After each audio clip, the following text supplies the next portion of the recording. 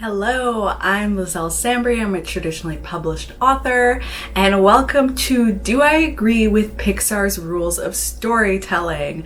So you may remember a little bit back, I did a video, I'll link it over here, called Do I Agree with Stephen King's Writing Advice? And I found another one of these like cute little listicle things about Pixar's rules of storytelling, so I thought it would be fun to dive into that. Again, as a disclaimer, I am not saying that I know better than Pixar and that I can tell a story better than Pixar.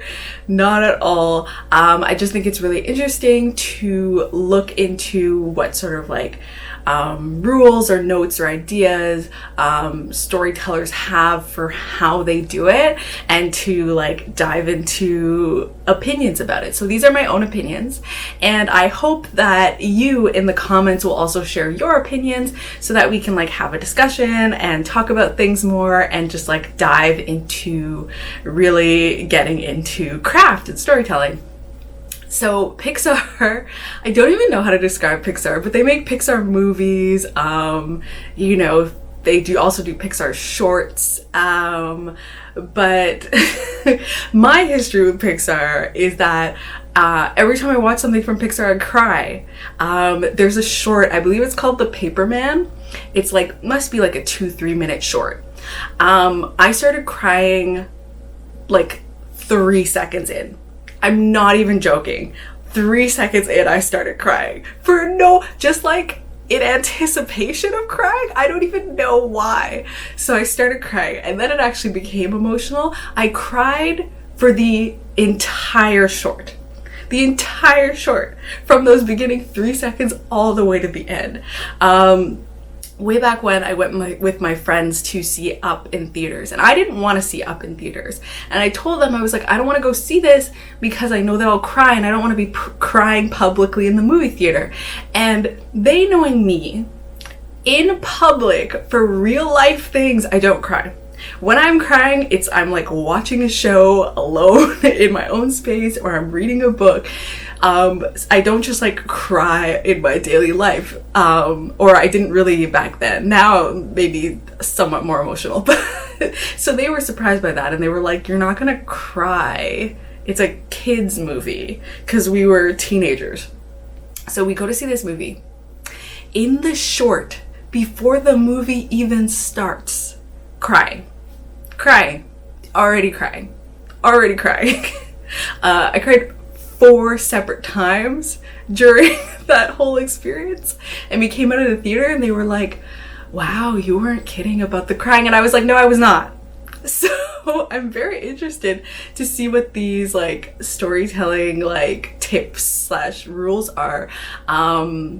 Yeah, I'm really interested to see what they are, and I am like reacting to these without having read them prior to this. So I didn't go through them before I started this video, so we're all experiencing them for the first time together. So let's go ahead and get started. You admire a character for trying more than their successes. I think this is legitimate. I think this is the underdog thing, right? Like, everybody loves an underdog, and you love an underdog way more than you love a character who always succeeds at absolutely everything, because it's kind of boring, unless they're succeeding at everything and have some sort of like deep internal conflict. But you know, like, it makes me think of Hercules, right? Like, when you watch them, this isn't a Pixar movie, this is a Disney movie, but when you watch Hercules, like, you're so rooting for him, but like the big like Adonis looking guy, you're like, he is also like kind of a dick. But anyway, this makes complete sense to me, and I feel like this is like Pixar style anyway. There's 22, so I'm not going to dwell too long on every single one. You gotta keep in mind what's interesting to you as an audience, not what's fun to do as a writer. They can be very different.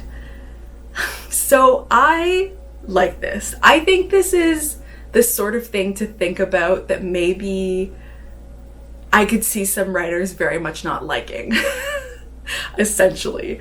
But I agree, you really do have to keep your audience in mind, which to me is not like your wants and your needs and like what you want to put in and what you think fun is not relevant. I think that's so far from the truth. I think what you think is fun is very relevant, but I also do think you very much have to keep your audience in mind. Depending on who you are writing for. If you're writing for middle grade, or you're writing for young adult, or you're writing for the adult audience, you know, if you're writing for a young adult audience and you're thinking, wow, maybe I should make like half of the book this like grown adult POV, you have to think, is that something that's going to jive with that audience, and like what would make that interesting for them, versus just being like, well, I just want to do it and just do it. And I do think that some people don't like that. I think some people won't like that. But to me, it makes a lot of sense. You have to think about who you're writing for, and you also have to think about the story that you are trying to portray, you're trying to share with the world. I personally like to mesh them together. So there's something I think is fun, and then I have to think about like how that will work for the audience and the story. And then I'm like, okay, I can keep that. And sometimes the thing that I think is fun is like not truly relevant to anything, and then I'm like, oh, okay, no, this isn't going to work. And I've had that point during books where I've been like, oh man, wouldn't it be cool if like this happened, and then I realize I'm like, that basically like negates the entire character's arc, and what is the reader going to get from that when they're reading it?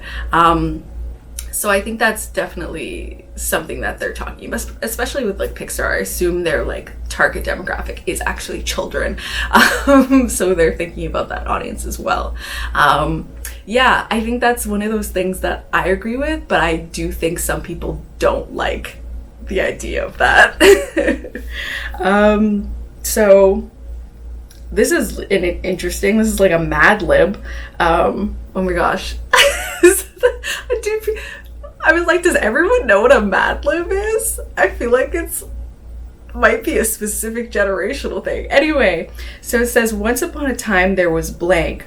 Every day blank. One day blank. Because of that blank. Because of that blank. Until finally blank. Essentially, it makes me think very much of like the story structure of like, this is the setup. And the setup is, this is this person's life, this is the status quo of their life, this is how they live their life every day. Then one day, inciting incident happens.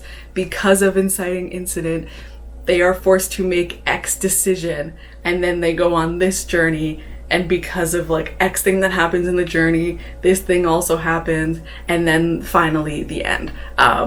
I think that's pretty straightforward. It's honestly like, it's a good pitch format actually. And I'll probably put the link to the photo in the description so you can see everything. But this is actually, I think, would be really cool for constructing pitches.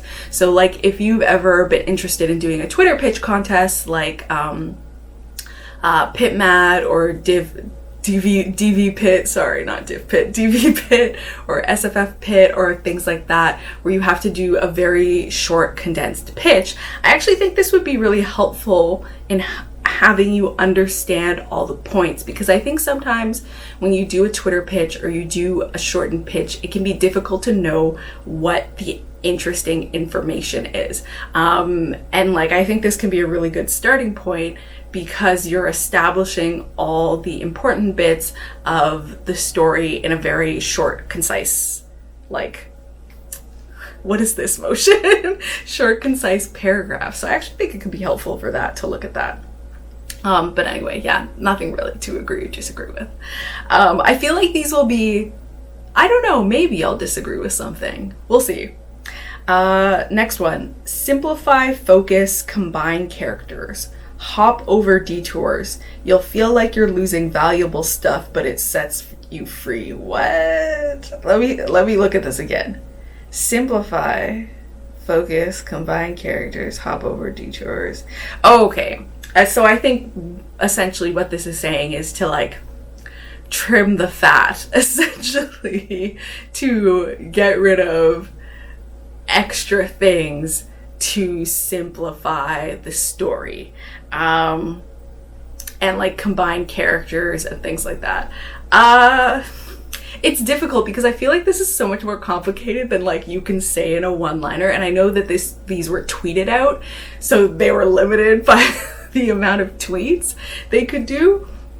But I feel like for this, it's really difficult. I think in the end, the essence of what this is saying is basically like kill your darlings, like kill extraneous stuff that you don't really need, that maybe you just think is fun. Yeah, I think that's what they're getting at. But I also think like this is one of those things where you need like so much wider context, because you need to know why you're cutting something out. You need to know why you're combining characters.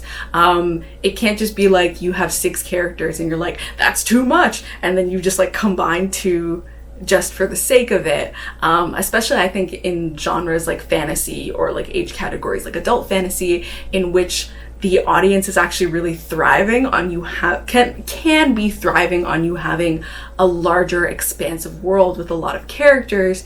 It may not be necessary for you to be trimming the fat in that way.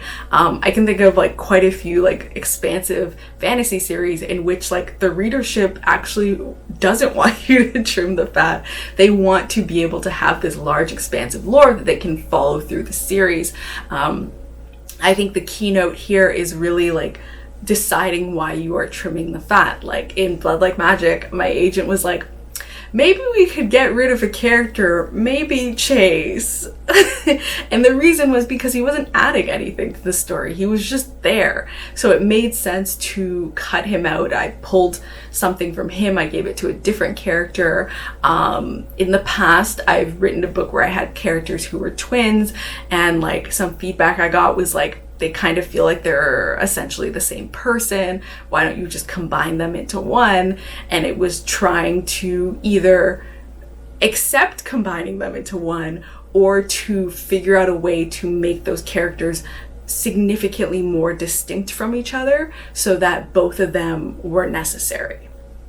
And I think that's basically like, I think to me that's the core of this, is like you need to interrogate all of the things that you have in your story and if they are truly relevant, and kind of in some cases go in with that mindset. So yeah, I think it's a little bit more difficult than that, but I understand why Pixar would say that, because they're like, we're doing a compact movie for children, so don't like make it extra. So I can see that. Next one. What is your character good at, comfortable with? Throw the polar opposite at them, challenge them. How do they deal? Yeah, I love this. I constantly torture my characters. I'm like, what is the thing that you have trouble with, and how can I make this worse for you? So it's a little bit of a different technique in that case, because I'm not thinking about what they're good at and how can I make throw the opposite at them. I'm thinking of what are they bad at, and how can I make them confronted with that. So it's a little bit of a flip-flop, but I think you do have to challenge your character, otherwise your story is going to be very boring. Come up with your ending before you figure out your middle. Seriously, endings are hard. Get yours working up front. This is a plotter pantser thing, really, because if you're a plotter like me, you're like, yeah, get all your stuff planned, know what's gonna happen. If you are a pantser or a discovery writer, you may not be as interested in that. Like, it may be part of your process to be like, well, I don't know how it's going to end, and that's fine, I'll figure it out on the way. So I'm not even gonna get into that one.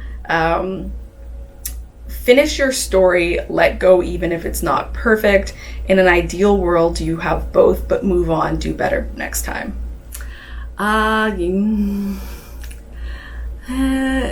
This is difficult for me, because I think it depends on how you're feeling about the story. As someone who regularly, or not even regularly, but who has multiple times started to draft something and then realized it's not working, and like thrown it to the side and then moved on to something that was much better. I'm kind of on the team of, you don't need to finish a project to know it isn't for you. But on the other hand, I'm very much on the camp of like, you know, don't get so caught up in it being perfect that you never finish. Because I know that can also be a thing where like people aren't able to finish writing projects because they keep going back and editing things, or like going back and changing things and going back and doing this, and then it never actually gets finished, and then it becomes a very frustrating, very lengthy process. So I'm kind of of two minds of this, but I think if you still have the passion for the project, then like continue and finish it and know that you can fix it later. But I think like I am one of those people where I'm like, it's okay to give up. Like, if it's not working, it's not working. And sometimes you force yourself to do it anyway, and then you ended up spending time on a project that you truly felt wasn't working, and now you're finished and you just have a finished project that isn't working. She says as someone who recently did this. Like, and I've done both. So I forced myself to finish something I didn't think was working and then hated it after. And I've also stopped working on projects and shifted to a project I was actually passionate about. And honestly, doing that has worked out way better for me than doing the other. So I think this is one where I gotta disagree on it. But I understand the essence of it. And the essence of it is to finish your first draft and worry about making it perfect later, and to not get so caught up in making it perfect that you don't finish. I believe that's what like the essence of this is. Next one, when you're stuck, make a list of what wouldn't happen next. Okay, let's remember that these are personal opinions. My personal opinion looking at this is that seems so pointless. Seems so pointless. But that's just me. And as a person, I find like writing exercises very painful, and I don't like them. So, you know, like when people are like, you know, do an exercise to get to know your character, and they're like, write down all of the things your character loves and all of the things your character hates. And it's like you do this thing and it like helps you learn more about your character and like discover things. I hate that shit. I hate it. I hate doing it. I think it's a waste of time. I think it is unnecessary. I personally would rather just like pick a couple of those things, write them down, and discover the character as I'm writing them. So that's kind of where I do my discovery writing bit, in that I've meticulously planned out everything and I know I planned out the background of this character, but I would rather get into their headspace while I'm writing than to like do all these little exercises to figure it out. And it's the same thing with plot. Like to me, making a list of what wouldn't happen next is so unhelpful, because it's just kind of like, cool, this is what wouldn't happen. I still have to think of what would happen. And I think probably the essence of this is that if you make a list of what wouldn't happen, then you will suddenly, your mind will be jogged of what would happen. But to me, I'm like, but the goal is to know what would happen. So why wouldn't you just do something to get you there? Why would you do this opposite thing? But I think probably maybe this could work for people. Like, she put it down, so clearly, you know, it's worked in the past and it's worked for Pixar. I just like personally find these sorts of things like very, very pointless. And so that's just my opinion. Next one is pull apart the stories you like. What you like in them is a part of you. You've got to recognize it before you can use it. I really love this. I totally am on board with this. This is what I did actually when I was writing the sequel to Blood Like Magic, which I'm still technically working on. But that was something I did, in that I wrote a list of all the sequels I had read, and what I had liked about them. And then like ones that I didn't like, I wrote what I didn't like about them. And it really helped me in understanding what sort of things I would want to pull into my own sequel and what sort of things have frustrated me in other sequels that I would want to avoid doing. Because just because you read something and you don't like it doesn't mean that you will avoid doing that in your own writing, is something I learned. But yeah, and so I did that, and I learned that I really didn't like sequels. I didn't like sequels that took me away from the setting that was established in the first book, because I had fallen in love with that setting and I wanted to stay there. And so I didn't like books that like went off somewhere. This is why I loved the first 2 Hunger Games books, and I didn't care that much for the third, because it took you out of the arena, and I wanted to be in the arena. I think that's also why I'm like one of the very few people that actually like enjoyed the Ballad of Songbirds and Snakes, because I know a lot of people didn't really enjoy that book. I would have loved to follow a different POV character, but they went back to the arena, so then I was super interested in that, and that's what I really enjoyed about it. So I discovered that about myself, and I think you can discover a lot about that when you are reading books and doing that sort of research, or stories that you like. It doesn't need to necessarily be books, can be movies, things like that as well. Next one. Putting it on paper lets you start fixing it. If it stays in your head, a perfect idea, you'll never share it with anyone. I think this is a lot like the finishing stories tip. Like, you gotta do the thing. If you want to ultimately do the thing, you gotta put the thing out there. It can't just like live in your head forever, or it will never become the thing that you want it to become. And I agree with that. Let's see. Discount the first thing that comes to mind, and the second, third, fourth, fifth. Get the obvious out of the way. Surprise yourself. I feel like there was something like this. I can't remember. Maybe I'm wrong, but I feel like there was something like this in the Stephen King advice that was like something like your first idea is always like bad, or something like that. Maybe I'm making this up in my head. My memory cannot be trusted, but this is something I do like blatantly disagree with. I just disagree with, because, and like, I know this is the exception thing, and like there's an exception to absolutely everything, but I think people's first ideas can be really good. I just think sometimes people need to build on it, they need to develop it, they need to manipulate it. Not even sometimes, all the time, like almost all the time, they're going to need to fix that first idea. But I dislike this concept that just because you thought of something first, that it's not going to be good, and that you need to think of a bunch of other things after just to see, because sometimes the first thing you thought of was good. And this is kind of like, this makes me think of my issues I had with adult horror. So I wrote the first one, which I forced myself to continue writing, and I hated it. And that was not the first idea I had for an adult horror. The first idea I had was The Newlyweds, which is the one I recently finished writing. You can check out my writing vlog over here, in which I write the entire book in 8 days.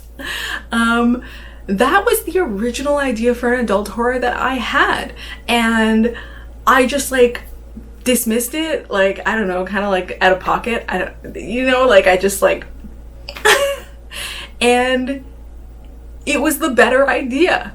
It was the better idea. It was much better. It was much more solid. It was great. And I didn't even truly need to finesse it a ton, because the core idea was really, really good, and that was the first one. And so sometimes I feel like this idea that you have to like go through all of this strife to find something gold is a fallacy, and I don't think that's the way it needs to be. I think sometimes your passion drives you to the first thing the first time.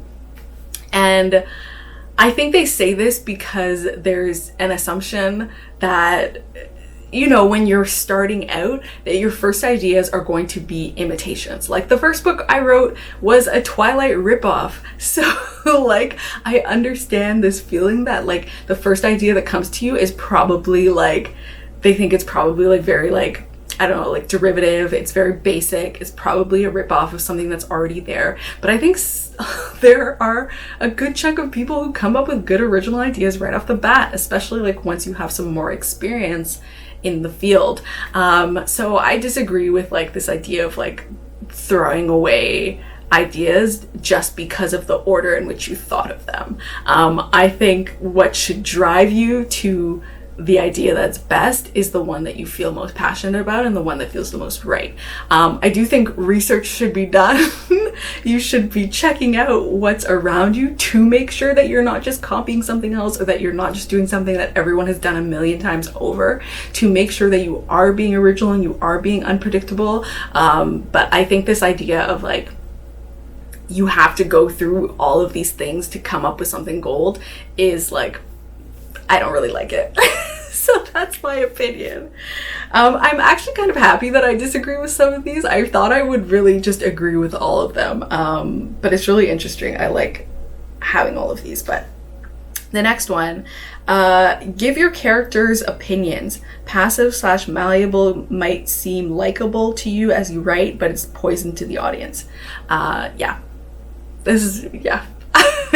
I think this is, I feel like it's very easy to make this mistake, in that you can be writing a plot-heavy book and you can have a character who's just doing things because they're doing it for the plot, versus if you give them like opinions and things like that, they might push against things that are happening in the plot because of their opinions, because of their point of view, things like that, and that makes her a much more interesting character than a character who is just dragged along by the plot and does whatever the plot requires. Though sometimes stories are very plot driven, but I don't know, it's difficult because some people do like those stories. But I definitely can see, like with something like Pixar, why you would not want to do that, because those are very, very character driven and focused stories. Those are the stories I like to write too, which is why I agree with this. Why must you tell this story? What's the belief burning within you that your story feeds off of? That's the heart of it. I agree with this. And when I was like younger, I didn't really agree with this. I think I thought like you just write whatever story you want to write and whatever story is interesting. But I find personally that once I started thinking about my connection to the story and why I wanted to write this story and why I wanted to tell this narrative, I just ended up with a better story. I ended up with something that was more multi-layered. I ended up with something that I could talk about more and I could discuss more, because that's the thing that's like I've discovered in being like a professional author, is that you will be talking and discussing your book all the time. You will be doing it a lot. And I think it's nice when you're on panels and stuff and there is something about your book that you can discuss and you can dive into and you can talk about different layers. And I think it makes a real difference to the quality as well. And I think your book can still be fun. Like, it's not like it's got to be super deep, but I think it means something to have that personal connection where you can say, this is how I am connecting to the story, and this is why I personally, as myself, as Liselle Sambury or whatever your name is, was the person to write this story.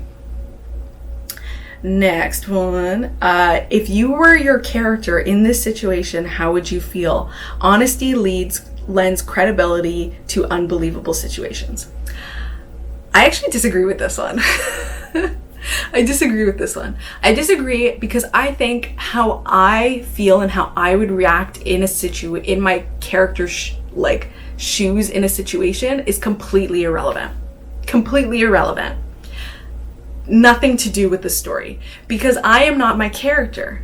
And so how I would react in a situation says absolutely nothing about how my character would react in that situation. Because it's just not going to compute unless all of your characters are one-to-one self-inserts. That's not going to work and it's not going to help you. Instead, what I do in these situations is that I think of how that character is going to react. I try, if I'm going to put my shoes, I'm trying to think of all of the traits that that character has, the background of that character, thinking of all of their experiences in that moment and what makes the most sense for them and what makes the most sense for them to react in that way. And maybe that's what this means. Like, maybe that's what they mean, like, to just, like, get to the heart of the character in that situation. But I disagree with the phrasing of, like, how would you react if this happened to you? Because I would react in a very different way from my character, from the way that my character would react. And knowing how I would react is not helpful, because I need to know how my character would react. And I think this is really helpful for voice as well. When you are doing character voice and you are trying to write in the voice of the character, you're thinking about all the things that they've done. You know, if they're a really jaded character who has had a really tough time in life, when they're walking down the street, they're gonna notice things like the garbage on the ground. They're gonna notice if, like, other people kind of look like they're also having a tough time, because they know what that looks like.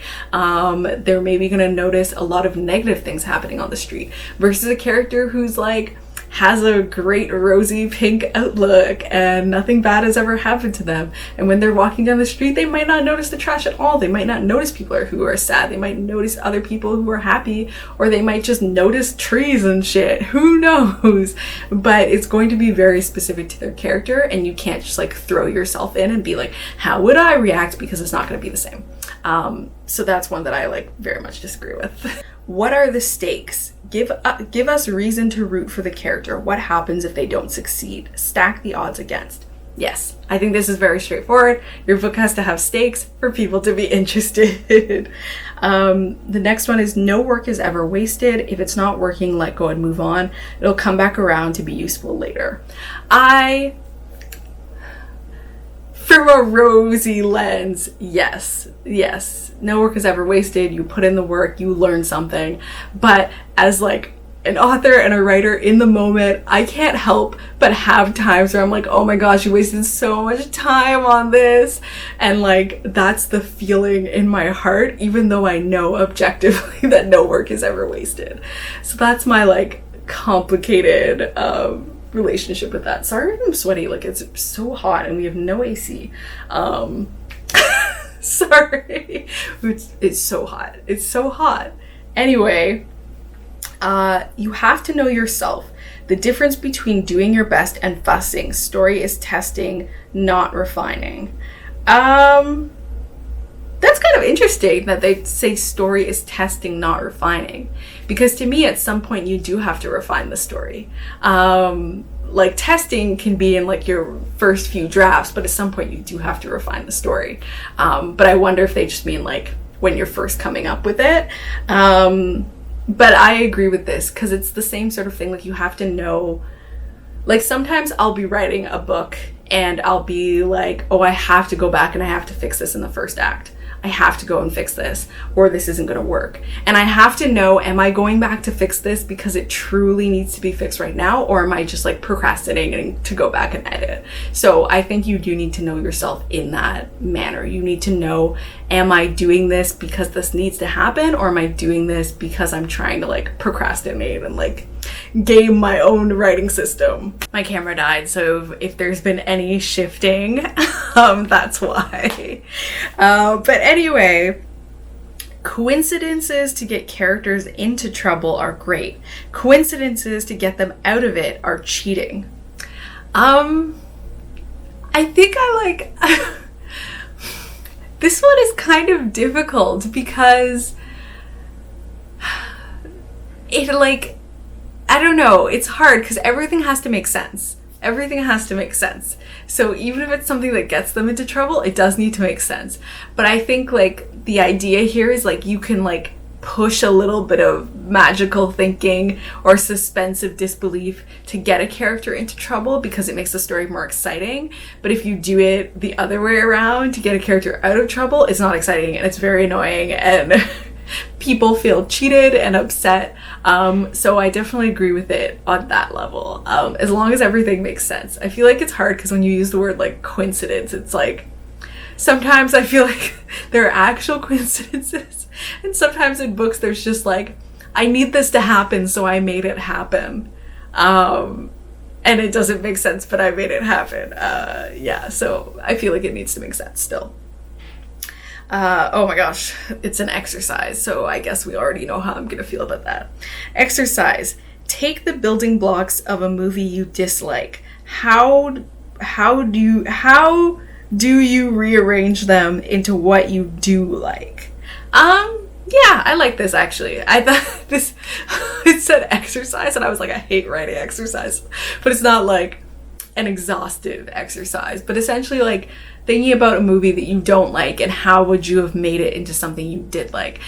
This is where a lot of my book ideas come from actually. I will like watch a movie or something and I'll be like, I really didn't like that they did this, or I didn't like that this was this way, and I would love to do it a different way, and I'd like to take my own spin on it. And so a lot of my book ideas actually do come from that.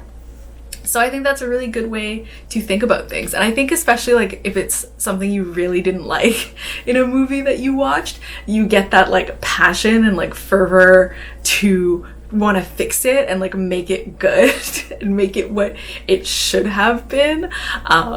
Yeah, sometimes I feel that way about books too, but then it's like it's too close. It would be like it's just straight rip-offs like sometimes with a book I didn't like. And I'm like, okay, I don't want to take that concept, but you know, I think this is like a good exercise. So you gotta identify with your situation / characters. You can't just write cool. What would make you act that way?